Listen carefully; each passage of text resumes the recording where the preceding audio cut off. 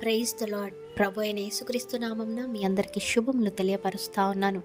ఈ యొక్క వాగ్దానాలచే మీరు ఆదరింపబడినట్లయితే తప్పకుండా ఇతరులకు షేర్ చేయడానికి ప్రయత్నించండి.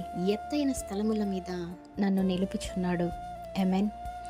ఈ వాగ్దానం కనుక మనం చూసుకున్నట్లయితే కీర్తనకారుడు దావీదు గారు మనందరికీ సుపరిచితుడే కదండి. మరి ఆయన జీవిత చరిత్ర ఏమిటా అనేది ప్రతి చిన్నపిల్లల దగ్గర నుంచి వృద్ధాప్యంలో ఉన్న వారి వరకు కూడా అందరికీ తెలిసే ఉంటుంది.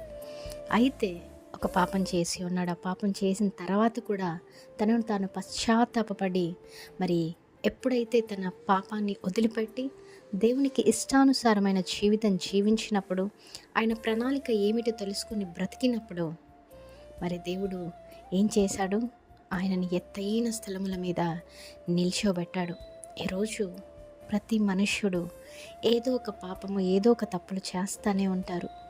మరి దాన్ని గ్రహించుకొని పశ్చాత్తాప పడినప్పుడు, దేవునికి ఇష్టమైన జీవితం జీవించినప్పుడు, ఎలాగైతే దావీదుడు ఆయన హృదయానుసారుడు అనేసి అనిపించుకొని ఉన్నారు, ఈరోజు దేవునికి కూడా మీరు హృదయానుసారులుగా జీవించినప్పుడు ఒకానొక సమయంలో ప్రతి శత్రుదాడి నుంచి విడిపించి, రక్షణను కల్పించి, విజయ బాటకు మిమ్మల్ని నడిపించి ఎత్తైన స్థలములలో దేవుడు తప్పకుండా నిల్చోబెట్టగల సమర్థుడు.